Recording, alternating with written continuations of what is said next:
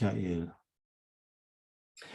Hello, everybody. Welcome to the Open DiscourseNet Seminar London. My name is Jaspal Singh, and together with Michael Kranert, Johannes Angermüller, and Stephanie Schneider, we are organizing this year's seminar series. It is my great pleasure to introduce to you our very own Dr. Michael Kranert, who is senior lecturer, lecturer still, maybe soon to be promoted, lecturer at the University of Southampton in the UK. Where he teaches modules on German sociolinguistics, language in the city, language, power, and institutions. He holds several positions in the academic services, such as being the director of programs for undergraduate degrees in modern languages and linguistics. And he is also the treasurer of DiscourseNet, a role in which he showed his great talent for organization, communication, and foresight. So we thank him very much for being an excellent treasurer of our association. Michael has published widely, especially in the fields of discourse analysis, political discourse analysis, I should say. A few highlights of his publications include his 2019 monograph, Discourse and Political Culture, the Language of the Third Way in Germany and in the UK, where he analyzes how political actors adapt their discourses to global ideologies as well as to local circumstances. Another important publication of Michael's is his 2020 edited volume, Discursive Approaches to Populism Across Disciplines, which collects chapters on populist discourse from all parts of the world. So check out these landmark publications. Today, he's going to present us with a new, as I understand, a new project that he's involved in on climate discourses. And the title of his talk is On the Road to Net Zero, Climate Change Discourses in Local Government. Welcome, Michael, and over to you. Thank you very much for the kind introduction, Jaspal. I'm just going to try and share my screen. Now I need to see if that works. So you should be able to see the presentation. Yes, we can. Thank you very much. Brilliant.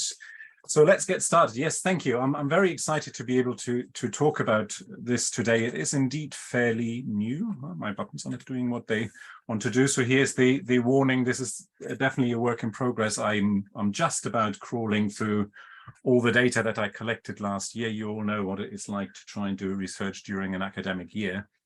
And I found this quite nice quote in a recent publication on policy discourse analysis, that this is a sort of craftsman perspective on performing research.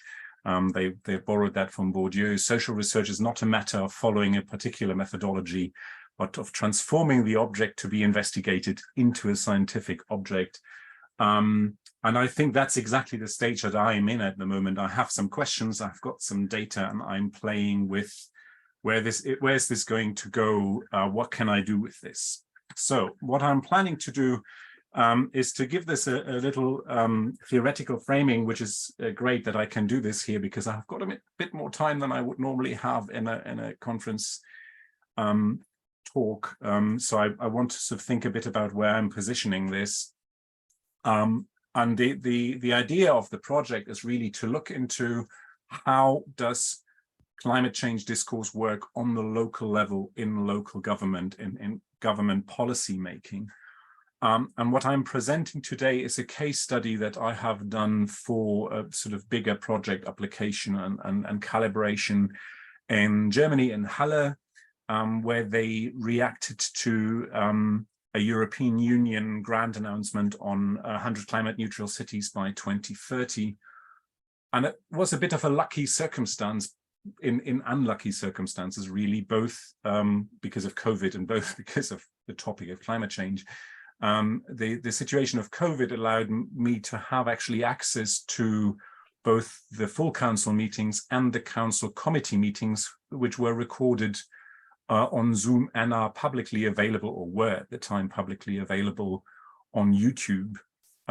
Normally, this almost the committee meetings are already backstage, and it's very difficult to get verbatim records of them. They are normally not minuted verbatim, they're only minuted by decision or sometimes by contribution, but not verbatim. And I now have that data, which is great.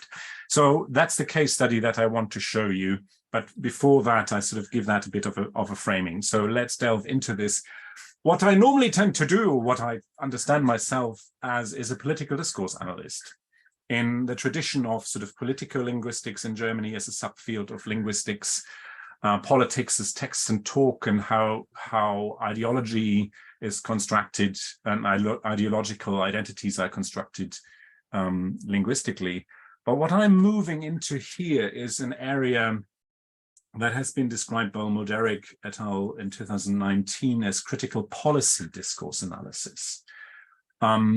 Basically, what they're suggesting is that CDA, critical discourse analysis, might be a good option for policy analysts to delve deeper into the construction of policy after the ideational turn in political science that might give a methodological toolbox around linguistic phenomena, but also intertextuality and interdiscursivity, to understand how policy texts work.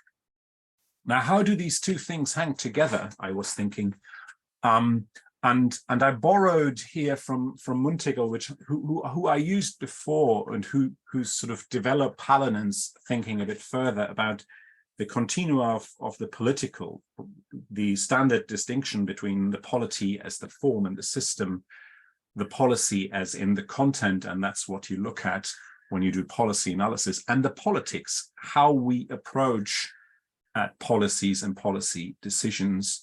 And Hallinen is arguing that there's actually also a a part of the continuum that we need to look at, i.e. how do we make something political? How is it politicized? How do we do politicking? Now, what I found interesting, or what I'm trying to show you when I look further in this talk, is there's actually another continuum that we need to look at, and that is particularly relevant for climate change discourses. And that is the whole layering of local decisions, national decisions, supranational decisions, and global or worldwide decisions, and how they hang together, how these policy texts hang together, how people react to these policies, and how they either or re-politicize them. And that is something that makes climate change and net zero discourses rather complicated and rather slow, I think, or I will argue. I think I'll leave that one out. So another thing that is important for me when we talk about the distinction between political discourse and policy discourse analysis is this. You might be familiar with this. This is Ruth Wodak, but originally actually from the German tradition of political discourse analysis, Gerndt into 1996, developed this sort of idea of fields of action and then genres in political discourse. And the bit that we tend to look at when we talk about political discourse is this whole thing about public speaking about politics, publicly politicizing, publicly proclaiming a program, having election manifestos, giving speeches, all of that. But what has sort of gone a bit in the background, and there are reasons for that, is these fields of lawmaking and policy making. Interestingly, policy making doesn't turn up in these fields of action. And of course, part of the reason is that is sort of somewhere between the front stage and the backstage, right? We don't always have access to this. It's not always part of the public discourse. But I think it is quite important to see the links between these two things. And what's even more important is to wonder, what does this look like at the different political scales? Because the literature on political discourse analysis is overwhelmingly situated at the national level. It looks at national speeches, it looks at national media. Maybe that there is some interesting work on international relations and stuff, but there's very, very little on local politics. Again, there are reasons for that, because local politics is much less reflected in the media, and therefore also much less easy to access. But I will talk about the importance of local political discourse, local politics in a second. What I want to argue in this talk is that policy discourse is actually a part, or partly also belongs to organizational discourse rather than only to political discourse. Yeah? Organizations that produce decisions that would otherwise not exist, and these decisions form the context for other decisions, as Luhmann would say. And you have both the text and conversation. This is something I borrow here from Taylor and Robichaud 2004. The text as a sort of manifestation of human sense making, the policy text. And again, in critical policy discourse analysis, this is something we look at. What we are missing is the conversation as an instrument of organizational action. How are we actually arriving at the decisions that we are arriving at, and what are the frameworks for these discussions? How does a council debate work? How does a committee debate work? How do the even further backstage debates work that we might not have access to? And another point to raise is the question of policy discourse being necessarily reductive in sort of limiting what can be said and thought. This is the argument that Mulderig et al. Are making in the introduction to their book. And if I learned something from this analysis, is that is not the case. It's certainly not necessary, but it doesn't seem to be the case, at least in my case study, and it would be interesting to see a bit more on that. So what I'm saying, what I'm doing, or what I'm looking at methodologically is understanding policy discourses in terms of textual trajectories, trying to capture how different policy texts feed into each other and how they feed the conversation, how things are picked up, and how they then are either untextualized or recontextualized. What that needs is partly ethnographic methods. So you cannot only look at the results of the conversations, you also need local knowledge to understand how did these conversations come about. Also, because we often do not have access to some stages of the conversation, which we then need to fill the blanks, to understand where the power structures and the moves are actually coming from. I did a bit of field work on specifically this case study, interviewing, observing. I have not had the chance to go through all the interviews. I mainly looked at the text, but I used some of the interviews as background knowledge. And I'm trying to plan a bigger project where we can do this both in Germany and the UK.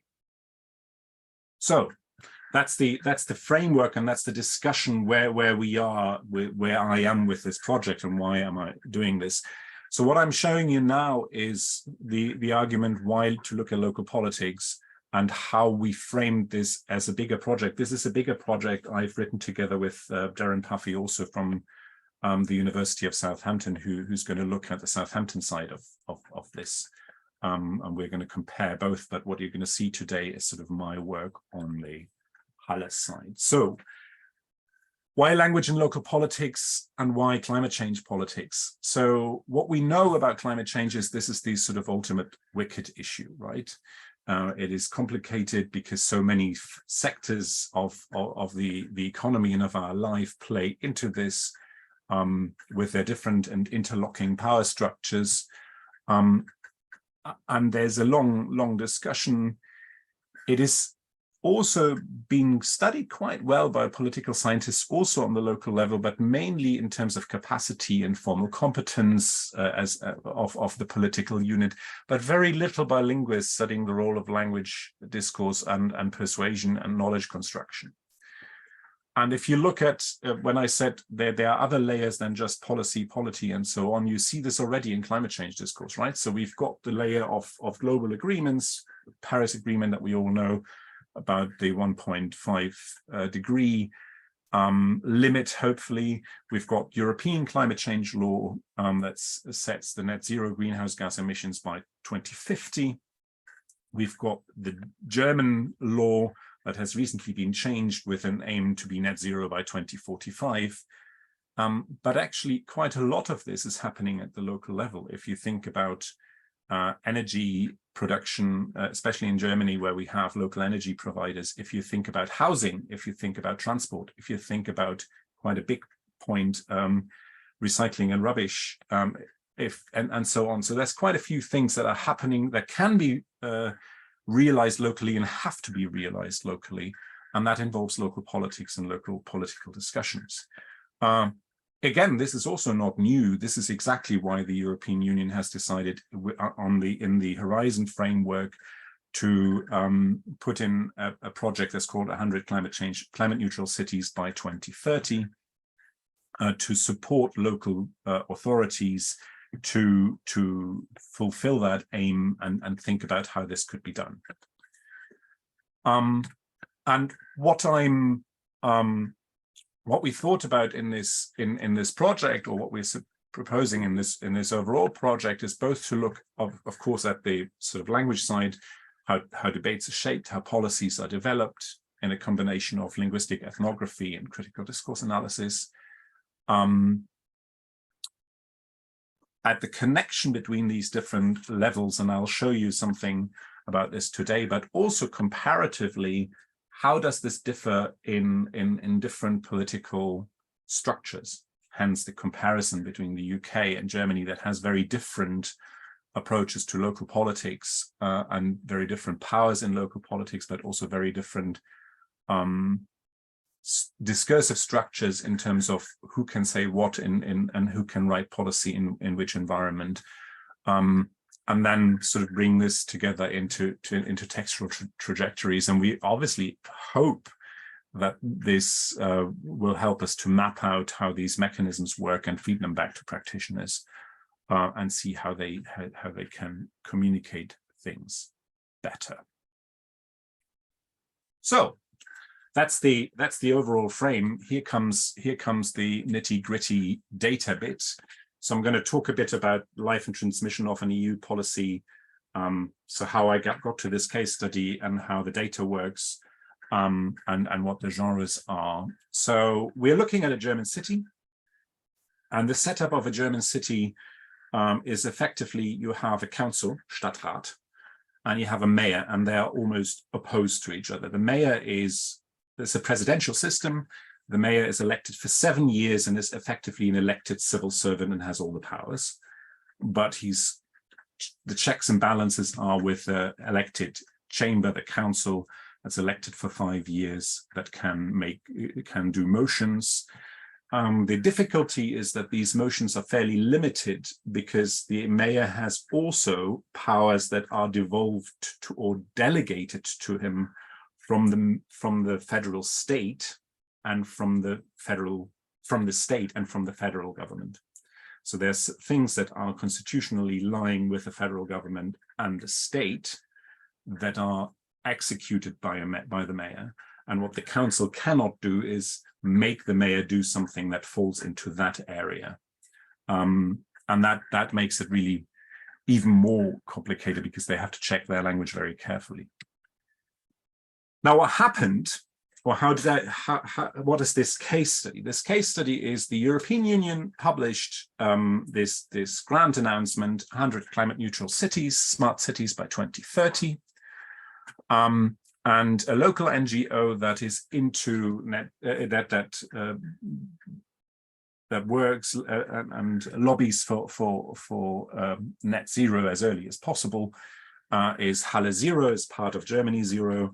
And they went to the political parties mainly on the left, so the Green Party, the Social Democrats, the Left Party, and there's a local party called Die Partei, and said, look, we've got this.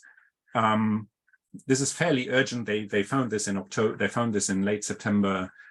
This was the deadline was in early January 2022. This was in 21. And said, can we debate this? And they put in a motion straight into the main committee, which is the sort of preparatory committee for the full chamber, to say, can we put a motion in that we can do this? To cut a long story short, and I'll show you this in a moment, what happened is that this was opposed. Of course, it was opposed, and it was stopped for various reasons. One of the reasons actually led to actually a good outcome. One of the reasons was that the local energy providers stepped in. Now, what you need to understand is that Germany is still quite a corporate state, and local authorities often still own local energy providers, local transport providers, local water and wastewater companies, housing stock, and so on. Not all of them, but some of them, and in Halle that's the case. And they are, of course, businesses, but are also there to serve the public, and they are controlled by the political by the political authorities. So people who sit on the local council are often on the advisory committees for these businesses. But they stepped in and said, look, guys, there's an issue here. If you say 2030, we can do this in some sectors, but not all sectors, and it will damage our financial reputation, and you will make things worse for us. That caused a lot of upset. But what happened in the end is that they decided, they are also in a big group of that's called Energieinitiative Halle. That's an association of people, of the local energy provider, the local housing providers. There are quite a few people in there, a few local companies in there that have already realized we need to do something about climate change legislation, and we need to coordinate to make sure we meet the legal standards and even exceed the legal standards, because this is something that would serve our city and that would make us money as well. Now, what they did, and there are people working there who have a great interest in that. And what they did is they said, okay, on the one hand, we don't want you to go for 2030, and there's an issue there. Now, we'll explain how this works discursively, because there's a reason for that. But at the same time, we cannot only say no, we have to say yes to something. And what we're going to do is we are going to do a mapping exercise. We are assuming the legal framework for Germany is 2045. That's set in stone. That might even be earlier. We are also assuming that Halle as a city can be earlier than 2045. And in order to be earlier, we can't say 2030, but we can try and be earlier. What we need to do is we need to take stock. We need to find out where the issues are, where we can invest to be earlier, where we can make the biggest impact, and how we can get all sectors within the city involved in that exercise. And that exercise was then called the Roadmap 2045. And in the end, they missed the deadline for the European Union project, but in the end, they got to a point where they have quite a few projects now running to get the whole city involved in mapping this and in aiming to achieve earlier climate neutrality than 2045. And the way this worked from a discourse linguistic perspective is there's a process of entextualization. So you get the text from the European Union, and I haven't looked how that came up. That would be a completely different project. But there were conversations between the NGOs before that and the local political parties, and negotiations between these party groups to form alliances to get this motion onto the stage. And then there were the council sessions and the committee sessions, and they ended up both in council motions. These council motions, and I can't do much detail on this, but these council motions have quite particular ways of phrasing things that are down to the legal structures of the local authority, right?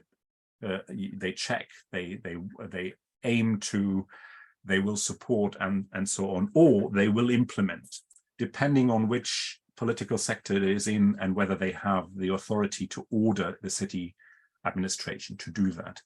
But they can also implement things like mission statements. The city of Halle has a mission statement on climate neutrality, has had one since 2015, I think. The latest one was in 2016, and actually a result the case study that we're looking at now is that in March 2023, so fairly recently, they've renewed that and changed that and implemented that roadmap into it. The issue for me as a discourse analyst is the backstage I have very little access to, sadly. I might get more access to it if I have more time to be on the ground and to do ethnographic work. That was the idea of putting a big funding application in, which we sadly didn't get through yet, but not all is lost. We'll try a different funder.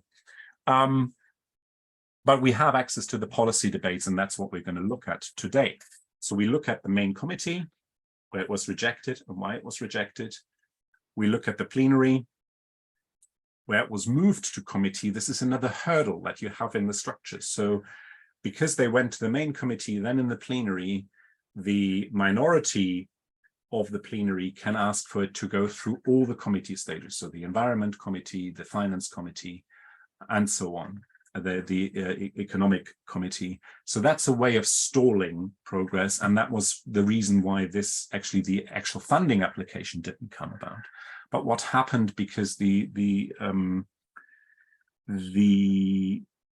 party political groups that sort of united here were quite adamant of doing this, and the local economical group with the local energy provider, they were really interested in driving this forward. They were actually saying, guys, you don't know what we've already done. We are on it. We want to do this actually, because we see this as one of our tasks, because you have this 2016 mission statement of saying we need to achieve this earlier. And in the end, they came to a fourth version of the motion that does implement particular things. So what happened is, if we look at sort of how what this input text looks like, and what the motions look like. So the input text is, of course, 123 pages long, but the crucial bit that the discourse was centered around was the idea of a climate city contract. So this EU program suggests that the cities that get through to the final stage, that become these 100 cities that are supported by funding from the European Union, by the way, very little funding, actually funding to have to get advice from big advisory firms rather than actually getting funding to do infrastructure. That was one of the other reasons why the energy provider wasn't interested and said, well, we looked at this doesn't help us, we don't need advice, we have local knowledge here, we don't need somebody else to come in, PricewaterhouseCoopers, and tell us how to do climate neutrality. We know this.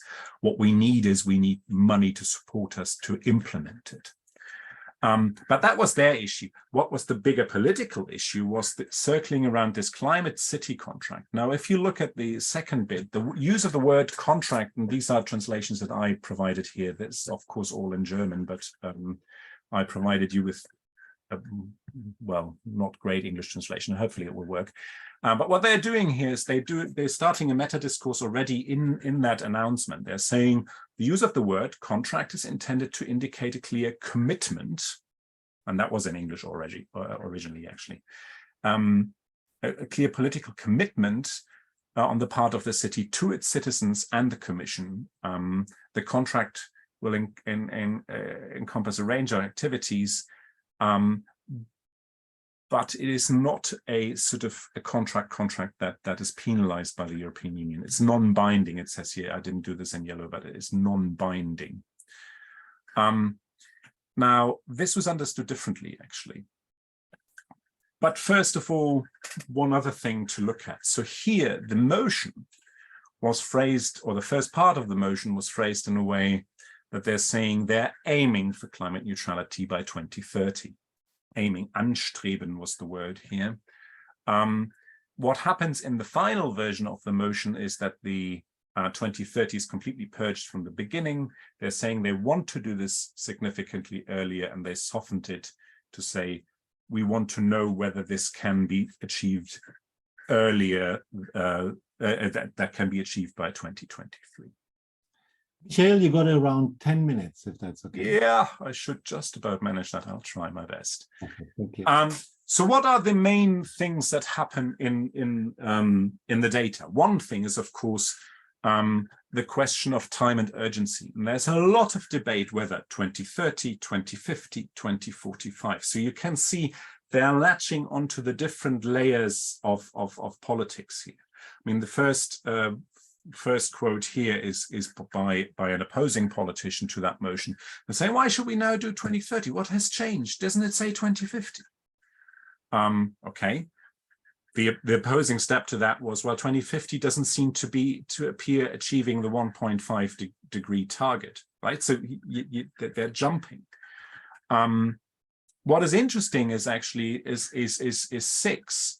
6 is from is in the committee debate by and this is the CEO of the local energy provider, who tries to completely depoliticize the debate by saying, guys, 2045 is the law. And 2045 cannot begin in 2044. It needs to begin now. We need to do this. We need to do this now. We can't commit to 2030, but we need to commit to be earlier in some sectors, much earlier than 2045, to achieve it by 2045 at all. And please, let's not discuss this in a partisan way. There's no reason to do a partisan way here because this is the law. Okay, you can have this even more muddled here by another opposing one who says, well, even the federal government doesn't believe that 2045 is possible. So why are we doing pipe dreams? I'm sort of having to rush this a bit as usual. So I had more ideas of what I want to do than I have time. But here you can see we've got the metaphorical idea of climate change contract that was defined by the European Union. The proponents actually read this right. They are saying it's just a matter of pledging. We pledge, bekennen, is the German term here, to achieve climate neutrality. What the city administration reinterprets this to is there's a risk of fixing this target, which is unpredictable. This will cost us 2.5 billion euros. And there's a considerable risk in law because although we are only pledging, there might be sort of something that is the Schutzwirkung zugunsten Dritter, the protective effect in favor of third parties. Don't ask me, I'm not a legal expert. What they're trying here is to say, well, even if they say it's not binding, it might still be binding and it's very risky. Right? So they're renegotiating how binding that is because it wasn't clear in the original motion. And if you look in the debates, that's exactly what happens. There are loads of meta-linguistic moves around this. So that one of the proponents, for example, says, let's at least say we aim for 2030. Aiming does not mean commitment. It's an aspiration. It's a goal. Why can we not do this? Yeah.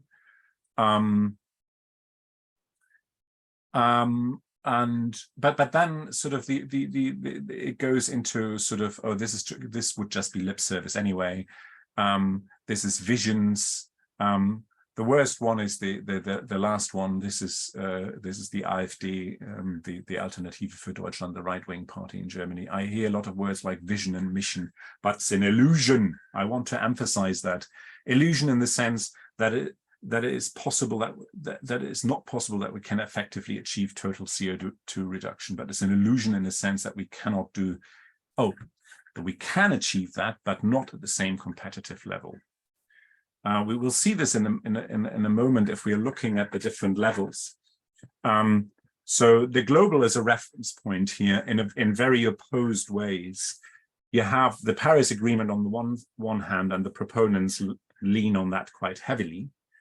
And then you have on the complete opposite spectrum, this almost made me laugh, although it's not funny, the AfD sort of conceptualizing climate change policy as global competition, if not war, right? So is this, the EU is sticking with their strategy, the Africans can't do this, the Chinese and the Indians, they can't afford to do it, the Americans are not really interested, the Australians live off coal exports, so how can we change anything here in Halle? Let's just give up. And this comes a couple of times. There's a couple of rants in all the data from them around that sometimes it's the French, they're not drawing on the French in this quote, but that comes quite often. The French, they have nuclear power, we don't have any of this, so we can't do this. So you can see that the global level is already conceptualized very differently.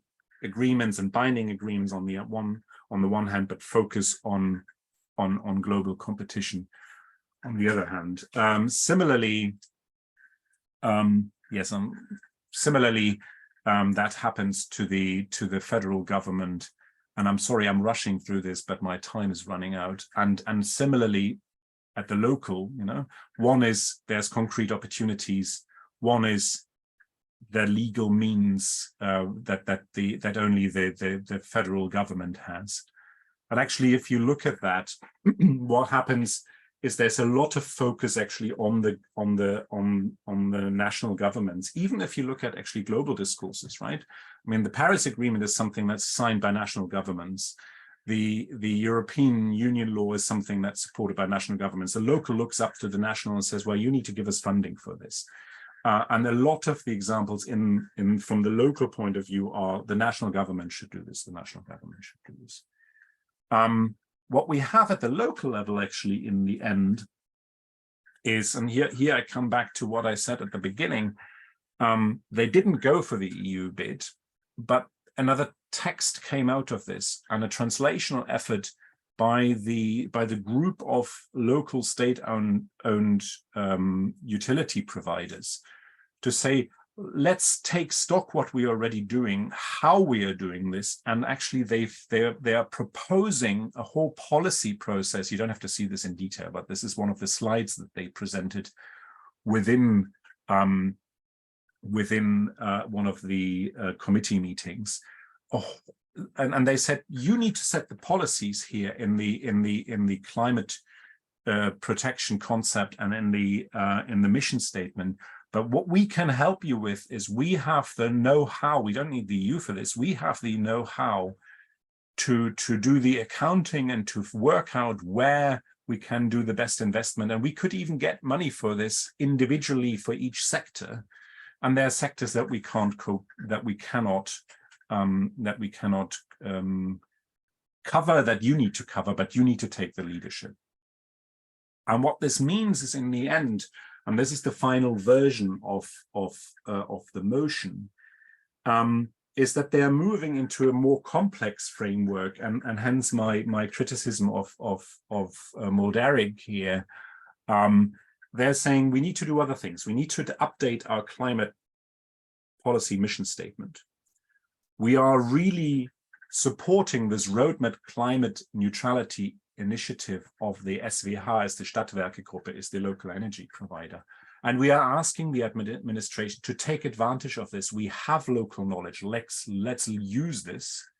And at the same time, they want to set up a climate protection council that will bring local interest groups like Halle Zero and Fridays for Future and these business initiatives together and talk, how can we do this? How can we achieve this? What do we need to do?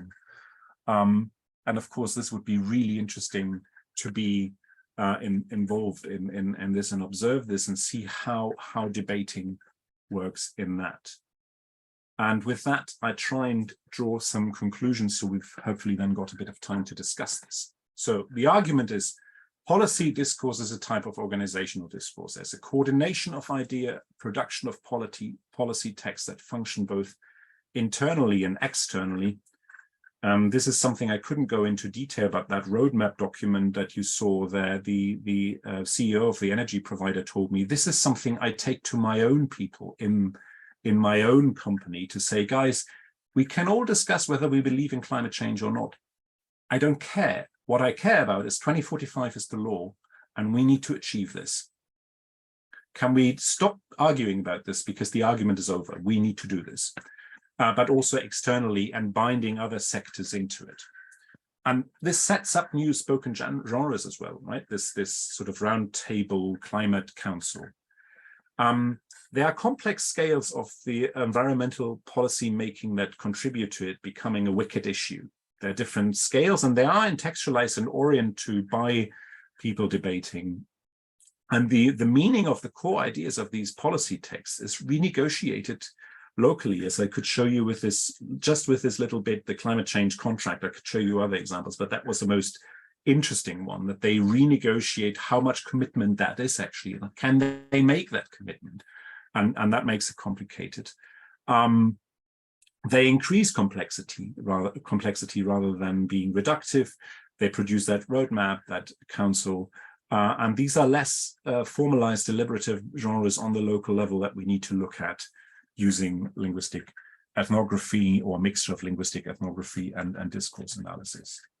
Thank you very much. I hope that gave you an insight, and I'm looking forward to discussing this with you further.